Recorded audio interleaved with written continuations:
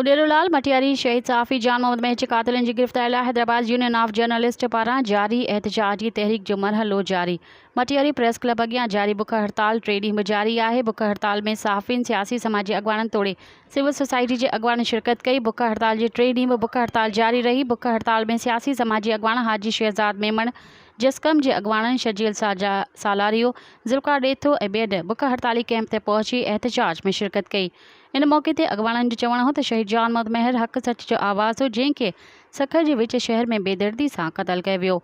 जंहिंजे क़तल खे 2 महीना गुज़री विया आहिनि, पर इंतिज़ामिया हिन वक़्त ताईं शहीद जान मोहम्मद महर जे मुख्य कातिल खे गिरफ़्तार न करे सघी आहे ऐं न वॾी सहूलियतकारनि खे गिरफ़्तार कयो वियो आहे, जेका हुकूमत ऐं सिक्योरिटी इदारनि जी नाकामी आहे। अॻवाननि जो वधीक चवणु हो त सुप्रीम कोर्ट पाण मुरादो नोटिस वठी शहीद जान मोहम्मद महर जे क़तल जी नएं सिर इंक्वायरी कराए शहीद जान मोहम्मद महर जे खून सां इंसाफ़ कंदे कातिलनि खे जल्द गिरफ़्तार करे, न त एहतजाज जो दायरो वसी कयो वेंदो। मज़ीद ख़बरनि ऐं तफ़सीलात लाइ विज़िट कयो असांजी वेबसाइट www.awamiNewsHD.com ऐं ॾिसंदा रहो अवामी न्यूज़ HD।